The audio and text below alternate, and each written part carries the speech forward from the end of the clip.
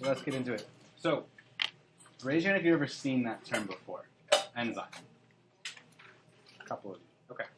So, let's start there. So, an enzyme, at the top here, an enzyme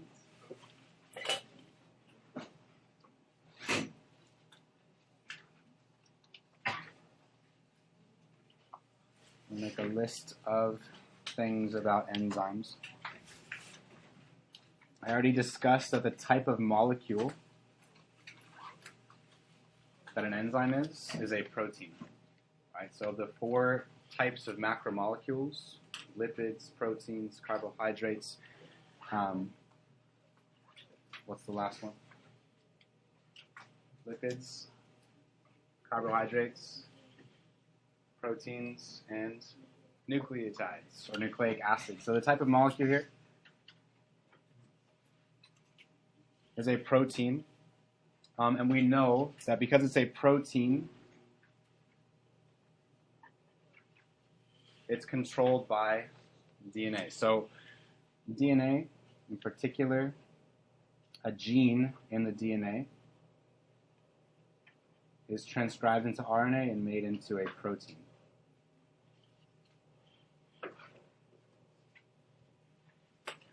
Right, which means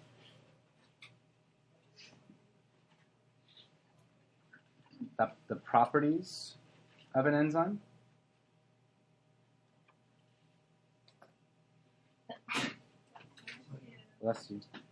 are determined by a DNA sequence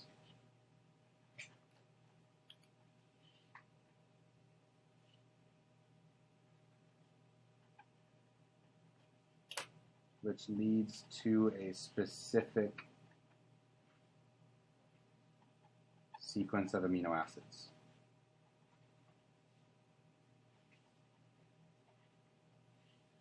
Right, so it boils down to every single enzyme is unique because of its amino acid sequence.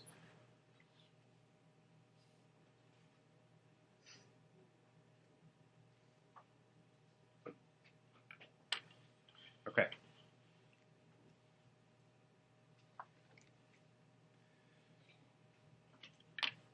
So that's what it is. Now, the purpose of an enzyme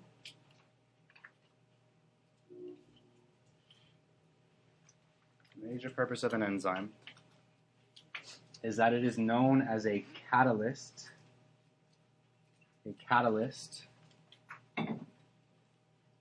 of chemical reactions. Where this term catalyst basically means it's something that speeds up the rate of the reaction. All right, so it's like a booster. It speeds up the rates of the reaction that it catalyzes.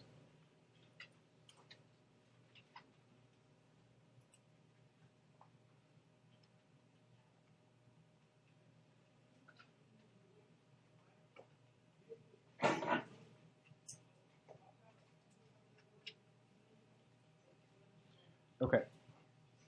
Now, the reason why we're starting with enzymes, and I'll keep this kind of underneath the purpose, but the reason why we're talking about this is because Unit 3 is all about chemical reactions, particularly the chemical reactions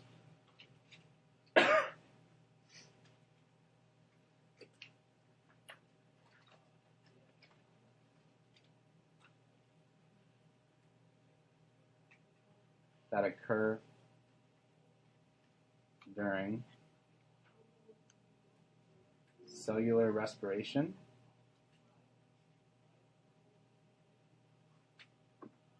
and photosynthesis. They rely on enzymes. There are hundreds and hundreds of enzymes that help in these two overall processes that in this unit we're going to break down in way more depth, a lot more depth than you did in regular bio. We're going to look at the chemical reactions.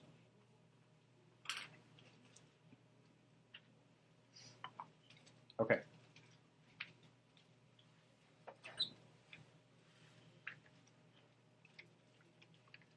Before we go further, a couple of, I don't know if you call them like pro tips or just helpful notes as an aside. So, outside of this other notes,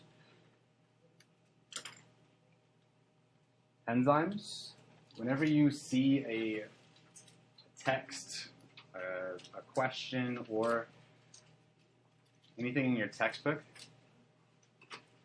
that ends in A, S, and E, it's typically an enzyme because enzymes are usually named with the suffix A, S, and E.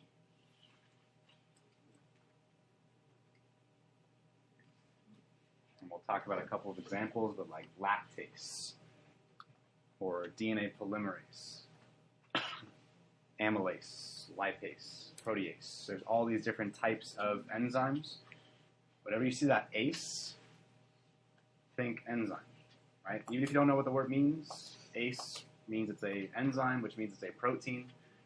And you've got some things that you can infer about that. Okay. So, the other thing is that there are kind of two major categories that we're going to be concerned with. Two categories. The first one are catabolic enzymes. And these are enzymes that break down macromolecules. Catabolic. And the second type is anabolic. And these build macromolecules.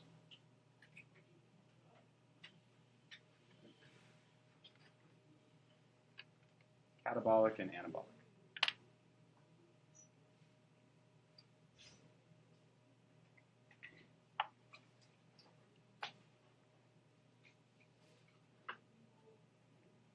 All right. Any questions so far? Okay.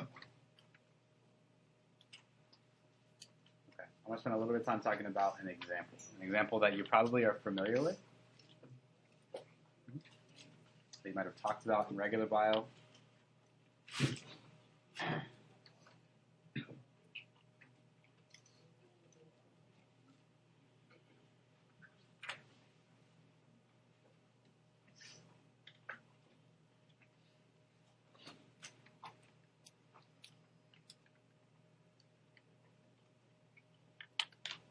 All right. The major example that we're going to talk about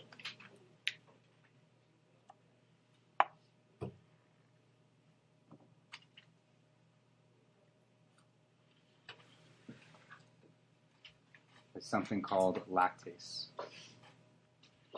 Lactase. If you were in my bio class last year or year before, hopefully this looks somewhat familiar, but lactase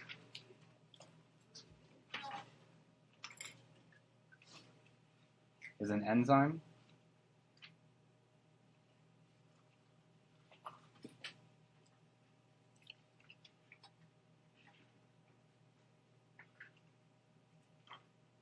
that catalyzes, speeds up the reaction, right? Catalyzes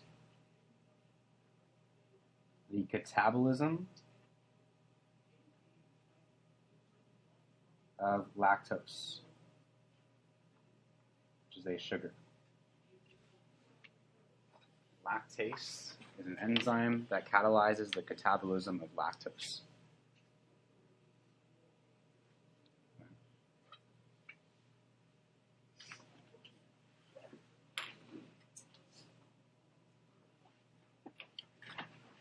Now, what usually happens here is that we have lactose, and in the presence of lactase, it catabolizes lactose into two parts: glucose and galactose. All right, so it broke it down into two smaller parts. Right. As a refresher, so this is a chemical reaction that's catalyzed by an enzyme.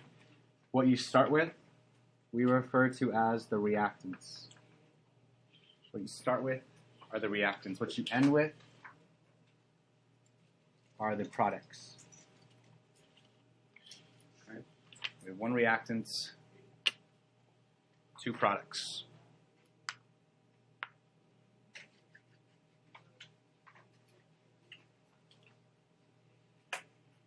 Okay. So a couple of things to know about lactase. So lactase is controlled by the gene on chromosome 2. So the gene that codes for lactase is found on chromosome 2. Okay. And for many,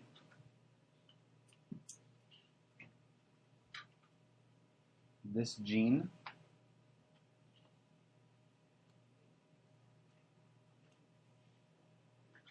is turned off after infancy,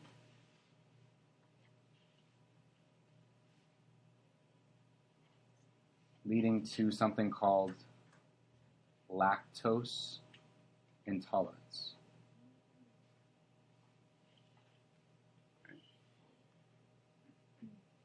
So we need lactase when we're infants, when we're babies, because lactose is a sugar commonly found in milk.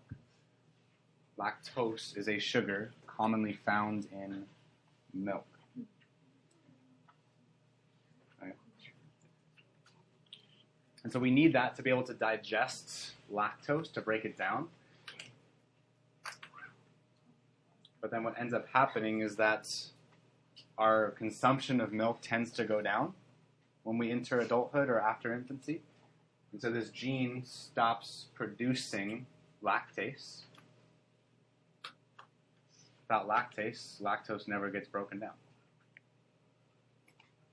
Right? What happens when someone's lactose intolerant and they drink milk?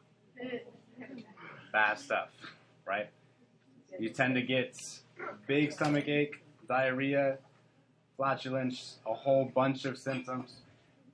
And the reason why is because lactose is actually used by bacteria in your gut. And so when your bacteria in your gut actually get this lactose that's not broken down, they start going crazy. They've got what they want, and they start producing a byproduct that leads to the indigestion, the stomach ache, all those different things, right?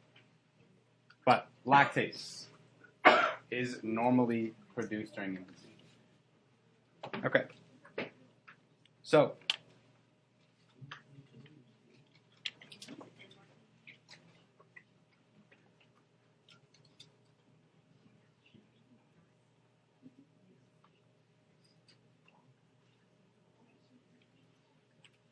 let's try a quick diagram here. So, lactase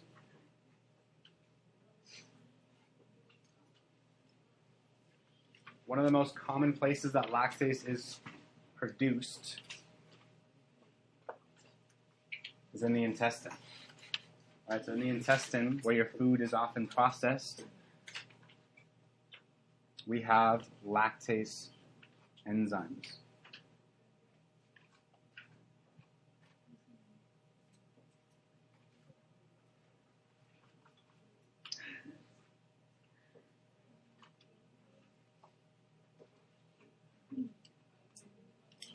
Okay. So we've got lactase. This will be inside of the intestine.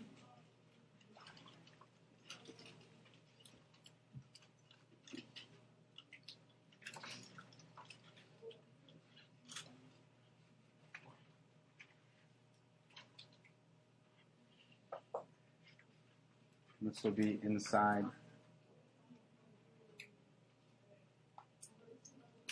of an intestinal cell. Right, so this is the space that's inside your intestine. The portions on the top and the bottom, those are the cells that line the intestine. Okay, which makes this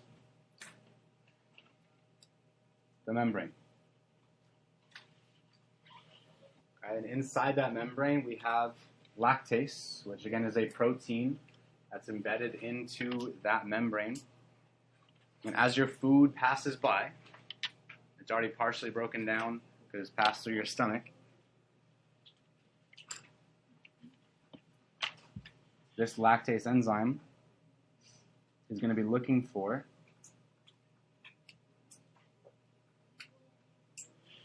a little buddy. This little buddy is a lactose sugar. Lactose. Okay. Now, something that we use when we talk about enzymes is lactose is referred to as a substrate. A substrate. All right, it's what's going to connect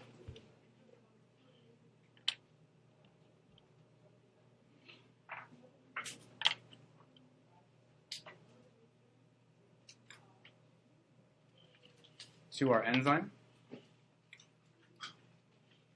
And the place at which it does that, if you notice there was like an opening on that lactase molecule, is known as the active site. So the substrate attaches to the active site of the enzyme. The enzyme works and leads to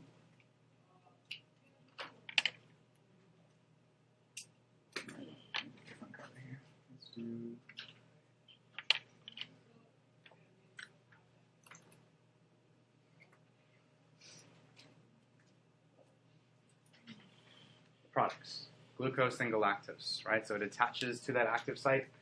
It breaks down lactose into two portions. And that helps your body digest because glucose can now be absorbed into the cells.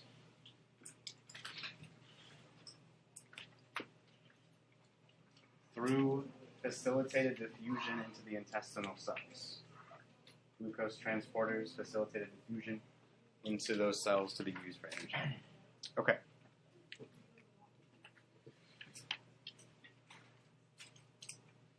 Last thing here.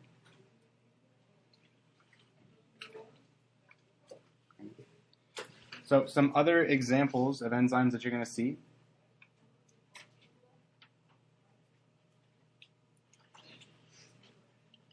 We're going to talk about catalase a lot. Catalase. We're going to talk about lipase.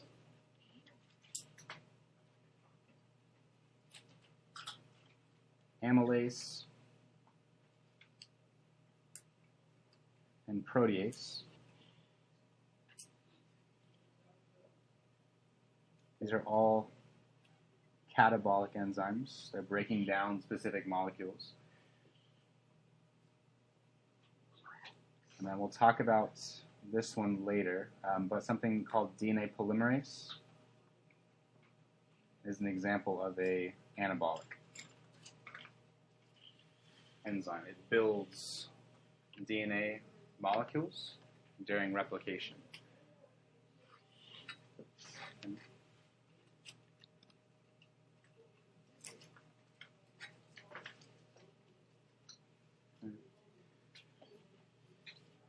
Now, what you're going to be having to be familiar with is that normally these enzymes, including lactase, they function in a particular way. However, that function can be altered, usually for the worse, if the conditions around it change. So, the ones that you're going to be familiar with, and we're going to investigate in our lab, are the following. So, what affects the function of an enzyme?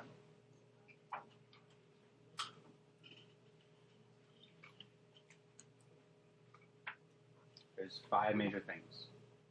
So, 1 is temperature. So temperature can decrease the functioning of an enzyme. If it's too hot, usually the enzyme will not work as well. 2 is pH. So pH describes how acidic or basic the environment is, and usually it's on a scale from 1 to 14, with the higher numbers being more basic and the lowest numbers being more acidic. So pH can affect the function of an enzyme. Number 3 is salinity, right, or salt concentration.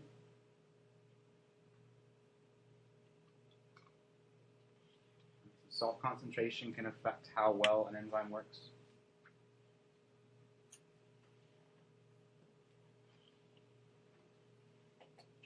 Number 4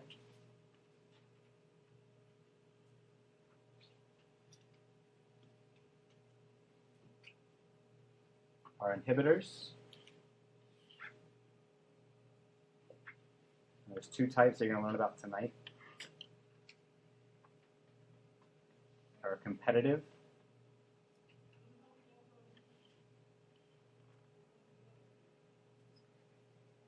and non-competitive inhibitors.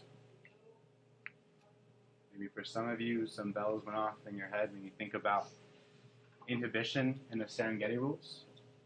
There were inhibitors that were talked about, double negative logic. We're going to get into that. And number 5, the last one, are activators. There are inhibitors and there are activators. And the 2 types of activators are coenzymes and cofactors. So all 5 of these things that can be in the environment of an enzyme can affect how well an enzyme functions.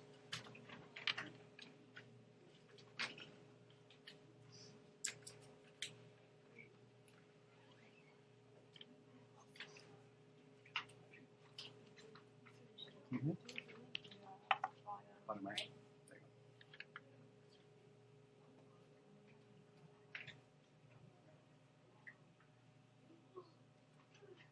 Okay.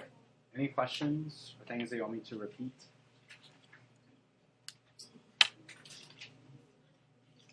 Okay. So that was a lot. We're going to be investigating more, especially these things, over the next couple days. But once you have those notes down, let's take a few minutes to stand up, stretch, and then we're going to come back in a few minutes.